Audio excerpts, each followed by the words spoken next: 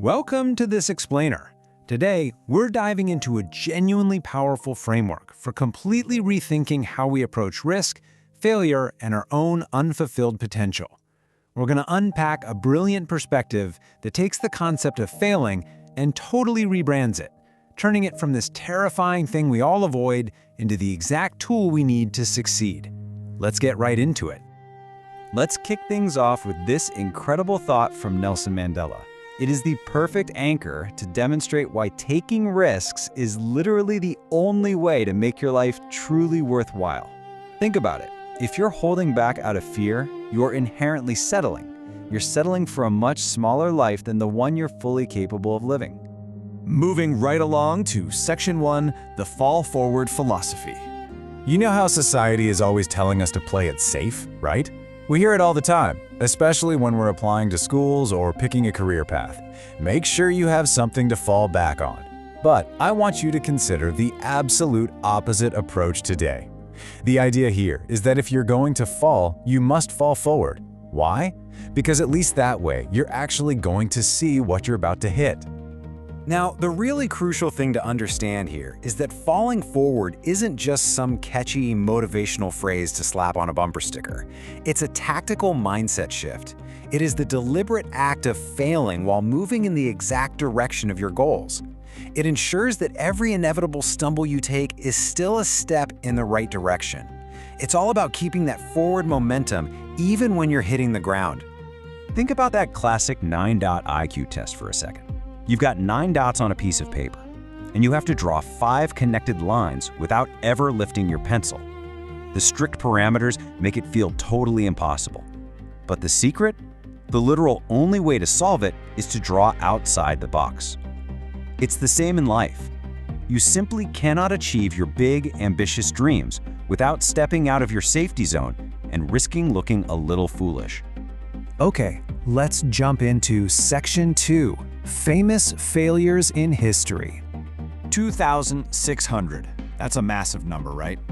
Well, that represents the amount of times the legendary baseball player Reggie Jackson struck out over his career. Let that sink in. That is the most strikeouts in the entire history of baseball.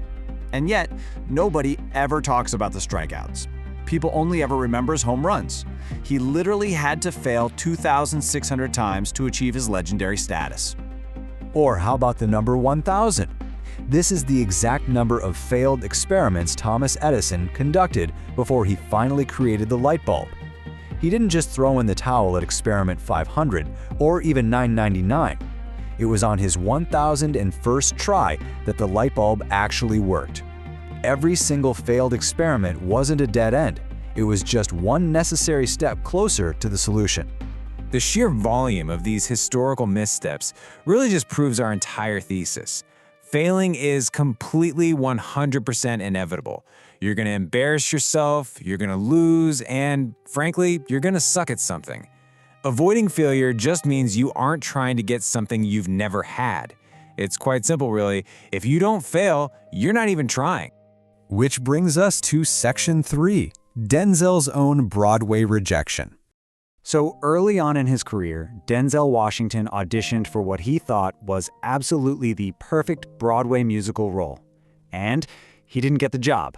Plainly speaking, he couldn't sing.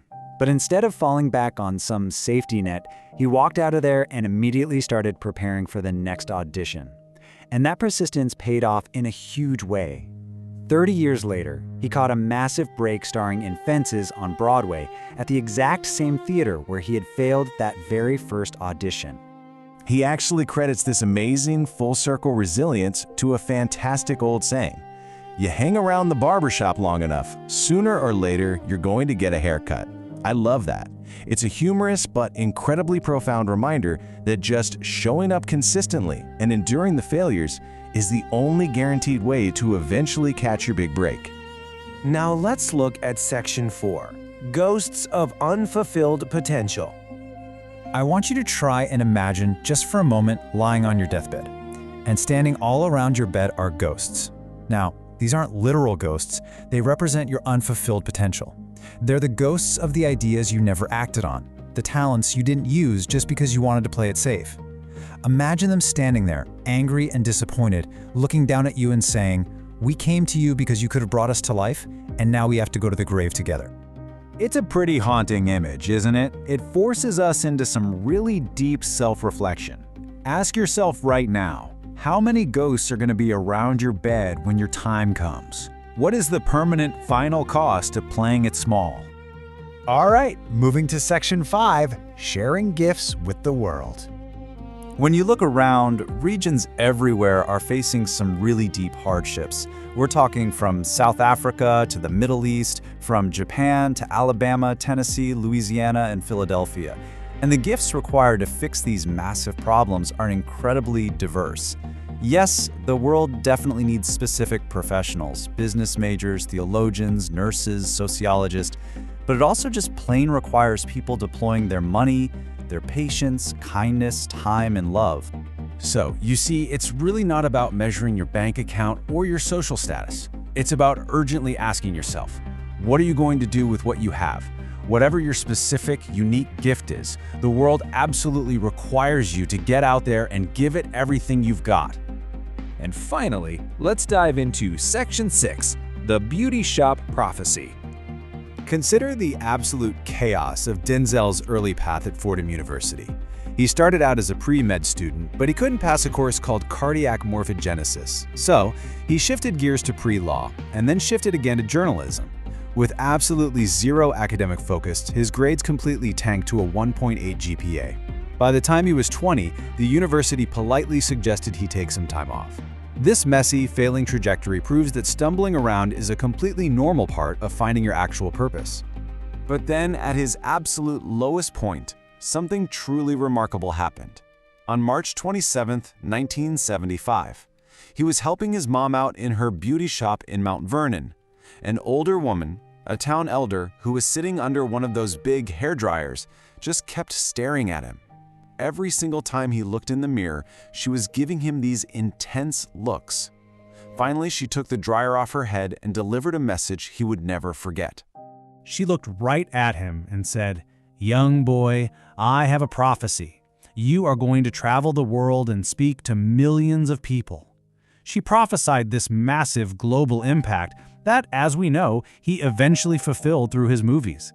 He ended up speaking to millions of young people across the entire world who couldn't even see the real him on the screen, only the characters he played. What this story brilliantly illustrates is that taking risks isn't just about climbing a career ladder. Embracing your journey means knowing what you know, being honest about what you don't, and staying completely open to new ideas. It's about valuing the chances you take and the people you meet along the way, all while trusting your faith to guide you through the messy parts. As we wrap up this explainer, I want to leave you with one final provocative thought. When you inevitably stumble in life, do you have the guts to fall forward? Since you are absolutely guaranteed to fail at something eventually, how will you choose to hit the ground? Don't hold back, give it everything you've got, and whatever you do, make sure you fall forward.